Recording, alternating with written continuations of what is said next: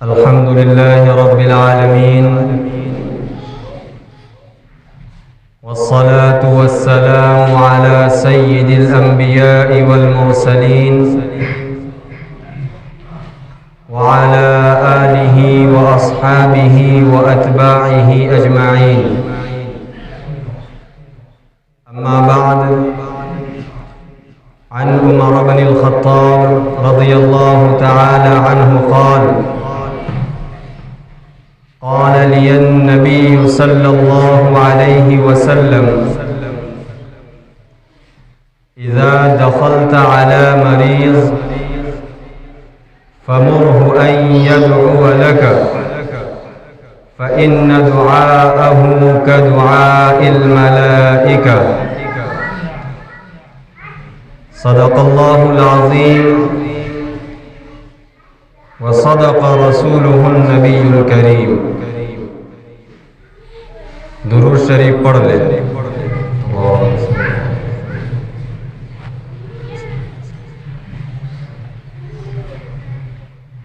بزرگان محترم، عزیز نوجوانوں، پچھلے جمعہ کو میں نے کھانا کھانے کا سنت طریقہ بیان کیا تھا اور یہ کہا تھا کہ اگلے کچھ جمعہ تک مختلف اعمال کے مسنون طریقے کو بیان کروں گا. لہذا وعدے کے مطابق آج کی تقریر کا عنوان ہے عیادت مریض. یعنی آج میں اس بات کو بیان کروں گا کہ مریض کی عیادت کرنے پر کتنا اجر و ثواب ملتا ہے اور مریض کی عیادت کرنے کا مسنون یعنی سنت طریقہ کیا ہے. اللہ تبارک و تعالی ہم تمام کو توجہ سے سننے اور عمل کرنے کی توفیق عطا فرمائے.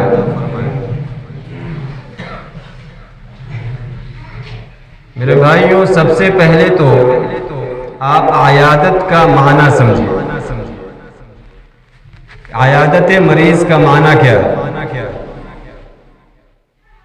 عیادت مریض کا معنی ہوتا ہے کہ جب کوئی شخص بیمار پڑ جائے، چاہے وہ ہمارا پڑوسی ہو، رشتہ دار ہو، بھائی ہو یا کوئی بھی مسلمان ہو، تو اس کی بیمار پرسی کے لیے، اس کی خبرگیری کے لیے، اس کے حال و احوال معلوم کرنے کے لیے اس کے گھر جانا، یہ عیادت مریض کہلاتا ہے. اور یہ ایک ایسا عمل ہے کہ شاید ہی کوئی انسان ہوگا جس نے اپنی زندگی میں اس عمل کو نہ کیا. ہر شخص کسی نہ کسی سے ملنے کے لیے، بیمار پرسی کے لیے جاتا ہے، لیکن ہمارا بیمار پرسی کے لیے جانا صرف رسمن ہوتا ہے. ہم لوگوں کی شکایت سے بچنے کے لیے، طعنہ سے بچنے کے لیے مجبوراً بیمار پرسی کے لیے جاتے ہیں، کیونکہ ہمارا ذہن یہ ہے، ہماری سوچ یہ ہے کہ بیمار پرسی کرنا، عیادت کرنا یہ صرف ایک رسم ہے. اگر ہم بیمار پرسی کے لیے نہیں جائیں گے تو میرا رشتہ دار مجھے طعنہ دے گا کہ تو کیسا رشتہ دار ہے، میں اتنے دن تک بیمار تھا، تو ایک دن بھی مجھ سے ملنے نہیں آیا. میرا دوست مجھ سے شکایت کرے گا کہ تو کیسا دوست ہے، میں اتنے دنوں تک ہاسپٹل میں ایڈمٹ تھا، تو نے مجھے ایک بار بھی فون نہیں کیا. میرا بھائی مجھے طعنہ دے گا، شکوہ کرے گا کہ میں اتنے دن بستر پہ پڑا ہوا تھا، تو مجھ سے ملنے کے لیے نہیں آیا. تو ہم طعنہ سے بچنے کے لیے، لوگوں کے شکوے سے بچنے کے لیے بیمار پرسی کے لیے جاتے ہیں. میرے بھائیوں، اگر ہمارا ذہن یہ ہے کہ بیمار پرسی کرنا صرف ایک رسم ہے، ہماری سوچ یہ ہے کہ کہ لوگوں کی عیادت کرنا محض ایک دنیاوی رسم ہے تو ہم اپنی سوچ کو بدلیں، ہم اپنے ذہن کو سنواریں، کیونکہ بیمار پرسی کرنا محض ایک رسم نہیں ہے بلکہ تاجدار مدینہ صلی اللہ علیہ وسلم کی ایک پیاری سنت ہے، اور عیادت کرنا شریعت میں عبادت کا درجہ رکھا گیا ہے۔ عیادت کرنے پر اللہ تبارک و تعالی بے حساب اجر و ثواب عطا فرماتا ہے۔ اس لیے آپ سرکار دو عالم صلی اللہ علیہ وسلم کی سیرت کا مطالعہ کریں، آپ کی زندگی کو پڑھیں تو آپ دیکھیں گے کہ جب بھی آپ صلی اللہ علیہ وسلم کو کسی صحابی کے بیمار ہونے کی خبر ملتی، فوراً آپ صلی اللہ علیہ وسلم عیادت کے لیے پہنچ جائے۔ مثال کے طور پر حضرت جابر رضی اللہ عنہ ایک مرتبہ بیمار ہوئے، حالانکہ حضرت جابر کا گھر ہمارے نبی کے گھر سے کافی دور تھا۔ تو جب آپ صلی اللہ علیہ وسلم کو معلوم ہوا کہ میرا صحابی حضرت جابر بیمار ہے، آپ صلی اللہ علیہ وسلم پیدل حضرت ابو بکر رضی اللہ عنہ کو ساتھ لے کر ان کی عیادت کے لیے ان کے گھر پہنچ گئے۔ کسی گھوڑے پر بیٹھ کے نہیں گئے، اونٹ پہ بیٹھ کر نہیں گئے، بلکہ پیدل ان کی عیادت کے لیے ان کے گھر پہنچے۔ جب آپ صلی اللہ علیہ وسلم حضرت جابر کے گھر پہنچے ہیں تو ان کے اوپر غشی طاری تھی، بے ہوشی کا عالم تھا۔ آپ صلی اللہ علیہ وسلم نے وضو کا پانی منگایا، آپ نے وضو کیا اور بچا ہوا پانی ان کے منہ پر چھینٹا مارا تو وہ ہوش میں آ گئے۔ اسی طرح عبداللہ بن ثابت بیمار ہوئے تو آپ صلی اللہ علیہ وسلم ان کی عیادت کے لیے گئے۔ سعد بن عبادہ بن صامت بیمار ہوئے تو آپ صلی اللہ علیہ وسلم ان کی عیادت کے لیے بھی گئے۔ اس سے معلوم یہ ہوا کہ عیادت کرنا، بیمار پرسی کرنا محض دنیاوی رسم نہیں ہے بلکہ سنت مصطفیٰ ہے، سنت رسول ہے۔ بھائی کا بھائی کی عیادت کرنا سنت رسول ہے، دوست کا دوست کی بیمار پرسی کرنا سنت رسول ہے، بڑوں کا چھوٹوں کی عیادت کرنا بھی سنت رسول ہے۔ جب بھی ہم عیادت کے لیے جائیں، کسی کی بیمار پرسی کے لیے جائیں تو سب سے پہلے ہم اپنے ذہن کو بنائیں، اپنی نیتوں کو درست کریں۔ میں پہلے بھی کہہ چکا ہوں کہ دنیا کا جو بھی کام ہم کرتے ہیں اگر اس میں ہم نیت بدل لیں، اپنا زاویہ نگاہ بدل لیں تو ہمارا وہی کام عبادت بن جائے گا۔ اگر ہم اپنے بھائی کی عیادت کے لیے سنت سمجھ کر اللہ کو راضی کرنے کی نیت سے جاتے ہیں تو وہ جانا بھی عبادت بنے گا، اس پر ہمیں اجر و ثواب ملے گا۔ لیکن محض تانے سے بچنے کے لیے، شکووں سے بچنے کے لیے جاتے ہیں تو کوئی ثواب نہیں ملے گا۔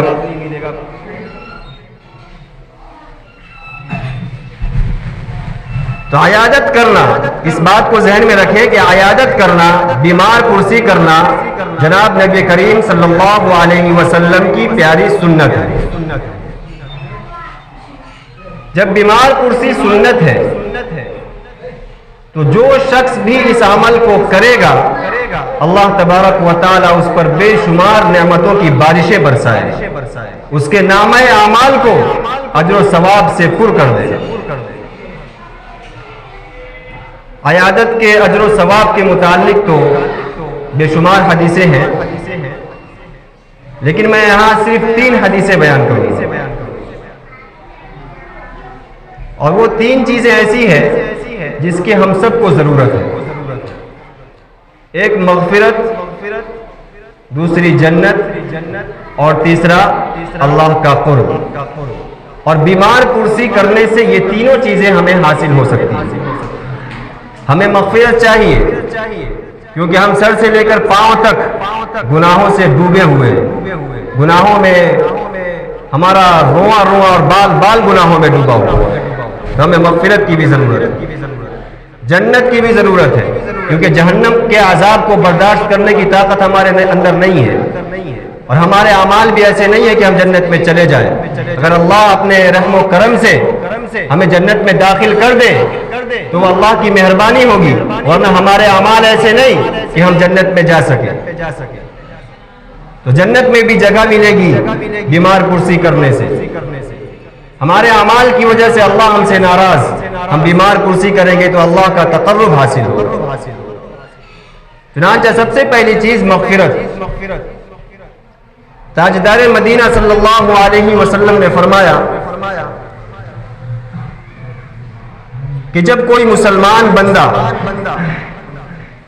اپنے مسلمان بھائی کی صبح کے وقت عیادت کرتا ہے تو صبح سے لے کر شام تک 70,000 فرشتے اس کے لیے مغفرت کی دعا کرتے رہتے ہیں۔ اور اگر کوئی شخص شام کے وقت عیادت کرتا ہے تو شام سے لے کر صبح تک 70,000 فرشتے اس کے لیے مغفرت کی دعا کرتے رہتے ہیں۔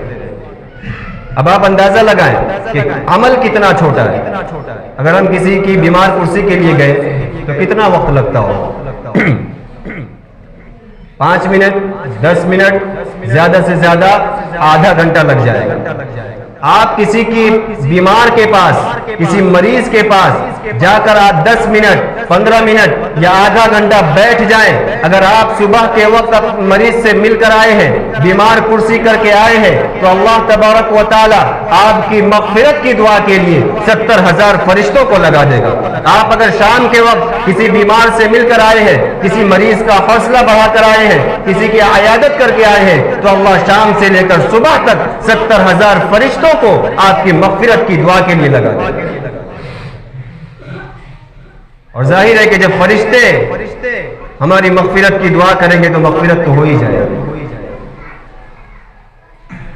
تو یہ سب سے پہلا فائدہ عیادت مریض کا۔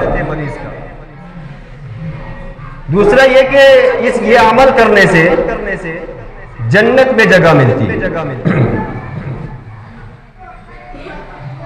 سرکار دو عالم صلی اللہ علیہ وسلم نے فرمایا کہ جب کوئی انسان بیمار پرسی کی نیت سے اپنے گھر سے نکلتا ہے تو آسمان سے ایک فرشتہ آواز لگاتا ہے، ندا لگاتا ہے کہ انسان تو کتنا مبارک ہے، تیرا چلنا کتنا مبارک ہے، اور یہ عیادت والا عمل کر کے تو نے اپنا ٹھکانہ جنت میں بنا لیا۔ ایک حدیث میں ہے کہ جب تک انسان عیادت کی نیت سے مریض کے پاس بیٹھا رہتا ہے گویا وہ زمین پہ ہوتا ہے لیکن جنت کے باغیچوں میں بیٹھا ہوا ہے۔ ہم یہاں زمین پہ بیٹھے ہیں کسی مریض کے پاس، لیکن وہ زمین کا حصہ جنت کا باغیچہ بن جاتا ہے۔ تو جنت میں اگر اپنا ٹھکانہ بنانا ہو، جنت میں اپنا مسکن بنانا ہو تو اس کے لیے بھی عیادت مریض کر لیں، تھوڑا سا وقت لگا دیں بیمار پرسی کے لیے، جنت میں آپ کا ٹھکانہ حاصل ہو جائے۔ تیسری چیز جو عیادت مریض سے حاصل ہوتی ہے وہ اللہ کا تقرب۔ حدیث میں ہے کہ قیامت کا میدان ہوگا، حشر کے میدان میں اللہ تبارک و تعالی انسانوں سے کہیں گے کہ اے ابن آدم، میں بیمار تھا تو میری بیمار پرسی کے لیے کیوں نہیں آیا؟ اللہ انسانوں سے کہیں گے کہ میں بیمار تھا تو نے میری بیمار پرسی کیوں نہیں کی؟ اب سارے انسان پریشان ہوں گے کہ اللہ آپ تو رب العالمین ہے، آپ تو بیماریوں سے پاک ہیں، آپ تو شفا دینے والے ہیں، آپ بیمار کیسے ہو سکتے ہیں کہ میں آپ کی بیمار پرسی کروں؟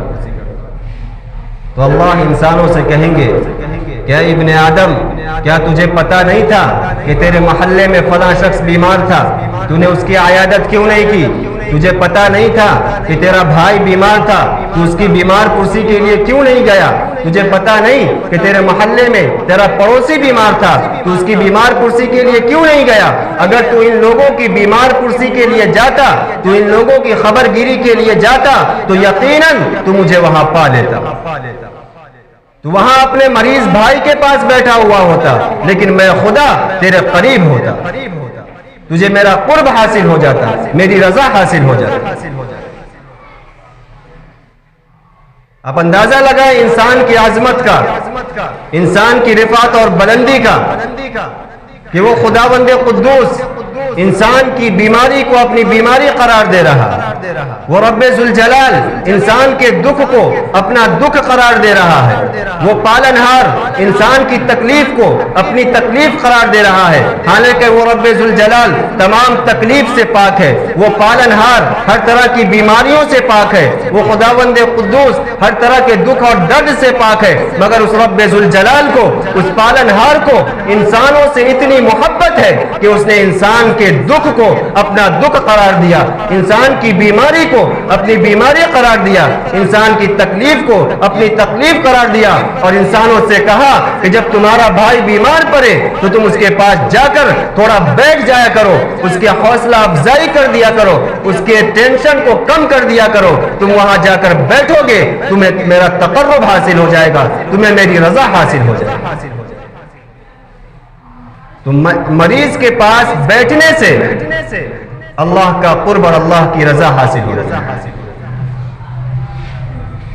تو یہ تین چیزیں، مغفرت چاہیے تو بھی مریض کی عیادت کرے، جنت چاہیے تو بھی مریض کی عیادت کرے، اور اللہ کی رضا، اللہ کا تقرب چاہیے تو بھی مریض کی عیادت کرے۔ اب آئیے میں آپ کو بتاؤں کہ عیادت کرنے کا مسنون طریقہ کیا ہے۔ جب ہم کسی کی عیادت کے لیے جائیں تو ہمیں کن باتوں کا خیال رکھنا ہے، کیونکہ میں پہلے کہہ چکا ہوں کہ ہمارے نبی نے ہمیں ہر چیز کا طریقہ سکھایا، تو اس چیز کا بھی طریقہ ہمیں بتایا کہ جب تم اپنے مسلمان بھائی کی عیادت کے لیے جاؤ تو تمہیں کن کن باتوں کا خیال رکھنا ہے۔ لہٰذا اس میں سب سے پہلی چیز جو ہے کہ جب ہم مریض کی عیادت کے لیے جائیں اور مریض کے پاس بیٹھے ہوں تو کوئی ایسی بات نہ کریں جس سے مریض کا فکر میں اضافہ ہو، مریض کو ٹینشن پیدا ہو، بلکہ مریض کا حوصلہ بڑھانے والی بات کرنی ہے۔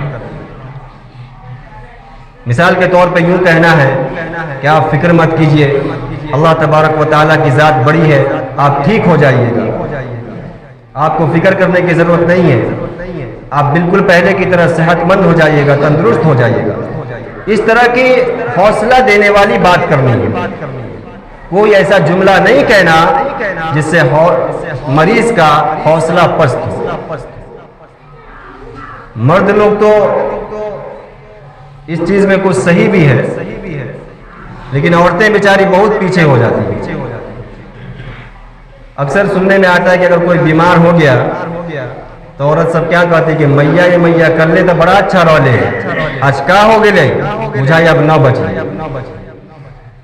اب یہ جو کہہ دیا کہ 9 بجی ہے، اس جملے سے مریض کا اور ٹینشن ہائی ہو جاتا ہے، وہ بیچارہ اچھا ہونے کے بجائے اور بیمار ہو جاتا ہے۔ تو اس طرح کا جملہ نہیں کہنا کہ 9 بجی ہے یا ایسا ہو گئے ویسا ہو گئے، نہیں، بلکہ مریض کے پاس بیٹھ کے ایسی باتیں کرنی ہے جس سے مریض کا حوصلہ بڑھے، مریض کو اس بیماری سے نکلنے میں مدد ملے، تعاون ملے۔ ہم یہ حوصلے کی بات اگر بیٹھ کے کریں گے تو اس سے اللہ کا فیصلہ تو نہیں بدلتا، لیکن ایک مریض کا دل خوش ہو جاتا ہے، اور کسی کا دل خوش کرنا بھی شریعت میں عبادت ہے۔ تو سب سے پہلی چیز یہی ذہن میں رکھنی ہے کہ مریض کے پاس بیٹھ کے اس کا حوصلہ بڑھانے والی بات کرنا ہے۔ دوسری چیز جس کا ہمیں خیال رکھنا ہے کہ مریض کے مزاج اور حالات کو دیکھ کر بات کرنا۔ مثال کے طور پر کوئی آدمی بہت بیمار ہے اور وہ بات کرنا نہیں چاہ رہا، بات کرنے سے اس کو تکلیف ہوتی ہے، اب کوئی زبردستی ہو کے منہ پر جا کے کہے تو ٹھیک ہاں نا، اب وہ بیچارہ کو بولے کا مونے نہیں ہے، اور کوئی زبردستی جا کے اس کو بلا رہا ہے تو اس سے اور اس کی تکلیف بڑھے گی۔ مثال کے طور پر میں اپنے گھر کا واقعہ سناتا ہوں کہ آپ کو پتا ہے میرے والد صاحب 2 مہینے تک بیمار تھے، تو جب تک پورے ہوش و حواس میں تھے لوگ آتے تھے، ملتے تھے، اور والد صاحب ان کو جواب بھی دیا کرتے تھے، لیکن انتقال سے 1 ہفتہ پہلے ان کی یادداشت بھی ختم ہو گئی اور بولنے کی طاقت بھی ختم ہو گئی۔ اب گاؤں کی بڑھیا سب جو ہے، کوئی دادی ہے کوئی چاچی ہے، ان کو کہہ دیا گیا تھا کہ بھائی ان کی یادداشت ختم ہے اور بول نہیں پاتے. وہ چوکی پر لیٹے ہوئے تھے اور گاؤں کی بڑھیا سب آ کے کہتی ہے بؤا ہمارے چینو ہو ہم فلنیا چاچی ہوئی. یعنی بتا دیا گیا کہ یادداشت نہیں ہے، بول نہیں پا رہے ہیں. ایک وہ عورت جاتی تو پھر دوسری آتی کہ ہمارے چینو ہو فلنیا دادی ہوئی. تو مریض کی عیادت کے لیے جب جائیں تو اس چیز کا خیال بہت رکھنا ہے کہ مریض کو بات کرنے میں تکلیف تو نہیں ہو رہی، ورنہ ہم جائیں گے مریض کے ٹینشن کو کم کرنے کے لیے اور زبردستی اس کو بلوا کر اس کا اور تکلیف کو بڑھا دیں گے. اگر مریض بولنے کی حالت میں ہے، وہ بول سکتا ہے تو ڈائریکٹ مریض سے آپ پوچھ لیں.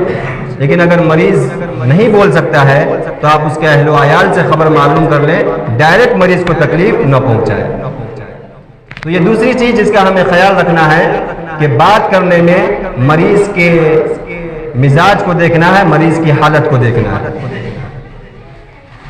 نمبر 3، مختصر عیادت کرنا. مختصر کا مطلب کہ جب ہم کسی مریض سے ملنے جائیں تو ایسا نہ ہو کہ آپ اسی کے پاس بیٹھ کر ادھر ادھر کی باتیں کرنے لگ جائیں، کیونکہ مریض جو ہے تنہائی چاہ رہا ہوتا ہے، مریض کو سکون والا ماحول چاہیے ہوتا ہے. اب اسی کے چاروں طرف 4-5 آدمی بیٹھ کر ادھر ادھر کی بات کرنے لگے، شور شرابہ کرنے لگے تو اس سے مریض کی تکلیف میں اضافہ ہوتا ہے. اس لیے آپ صلی اللہ علیہ وسلم نے فرمایا کہ جب آپ مریض کی عیادت کے لیے جاؤ تو مختصر عیادت کرو، اس کے پاس بیٹھ کے زیادہ ادھر ادھر کی باتیں نہ کیا کریں. اور چوتھی چیز جس کا خیال رکھنا ہے کہ مناسب وقت دیکھ کر جائیں. مناسب وقت یعنی ایسا وقت نہ ہو کہ مریض کے آرام کرنے کا وقت ہو یا کھانا کھانے کا وقت ہو. عام طور پہ دوپہر پہ کھانا کھانے کا وقت ہوتا ہے، صبح میں ضروریات سے فارغ ہونے کا وقت ہوتا ہے. تو جب ہم کسی کی عیادت کے لیے جا رہے ہوں تو مناسب وقت کا بھی انتخاب کرنا کہ ایسے وقت میں جائیں کہ مریض کو کسی طرح کی کوئی تکلیف نہ پہنچے. پانچویں چیز جس کا ہمیں خیال رکھنا ہے اور عیادت مریض کے آداب میں سے ہے کہ مریض کو دعا دینا. حدیث میں اس کی دعا سکھائی گئی، لا بأس طہور انشاءاللہ. یہ دعا مریض کو دینا ہے. بلند آواز سے اس کو سنا دیجیے یا ایسے ہی پڑھ لیجیے. ایک بار پڑھ لیجیے آپ لوگ میرے ساتھ میں تاکہ یاد ہو جائے. پڑھیے لا بأس، بلند آواز سے پڑھیے لا بأس طہور انشاءاللہ. بہت آسان ہے، انشاءاللہ تو سب کو یاد ہی ہے، بار بار پڑھتے ہیں انشاءاللہ. نماز پڑھ رہی ہے تو انشاءاللہ. صرف لا بأس طہور اتنا یاد کرنا ہے. تو یہ عیادت مریض کے آداب میں سے ہے کہ جب ہم ان سے ملنے جائیں تو یہ دعا پڑھ لیا کریں، لا بأس طہور انشاءاللہ. اور چھٹا ادب یہ ہے کہ مریض سے دعا کی درخواست کر دے. مریض سے دعا کی درخواست بھی کرنی چاہیے. میں نے جو ابھی حدیث پڑھی ہے خطبے میں، اس میں حضرت عمر رضی اللہ عنہ فرماتے ہیں کہ آپ صلی اللہ علیہ وسلم نے مجھے حکم دیا، مجھے کہا اذا دخلت علی مریض، کہ جب تم مریض کے پاس جایا کرو عیادت کے لیے، فَمَرْهُ أَن يَدْعُوَ لَكَ، تو اس سے التجا کرو، اس سے درخواست کرو کہ وہ تمہارے لیے دعا کر دے. فَإِنَّ دُعَاءَهُ كَدُعَاءِ الْمَلَائِكَةِ، کیونکہ مریض کی دعا فرشتوں کی دعا کی طرح قبول ہوتی ہے. یعنی جس طرح اللہ فرشتوں کی دعا کو قبول کرتا ہے، اسی طرح مریض کی دعا کو بھی قبول کرتا ہے. جب ہم مریض کی عیادت کے لیے جائیں، بیمار پرسی کے لیے جائیں، تو اپنے لیے دعا کی درخواست کر دیں کہ آپ میرے لیے دعا کریں. تو یہ 6 آداب ہیں مریض کی عیادت کے. اس کو ذہن میں رکھتے ہوئے اور سنت سمجھ کر اگر ہم بیمار پرسی کے لیے جائیں گے، عیادت کے لیے جائیں گے، تو جن جن اجر و ثواب کا اللہ تبارک و تعالیٰ نے وعدہ کیا ہے وہ تمام اجر و ثواب ہمیں حاصل ہو جائے گا. اللہ تبارک و تعالی ہم تمام کو عمل کی توفیق عطا فرمائے. وآخر دعوانا الحمد للہ رب العالمین.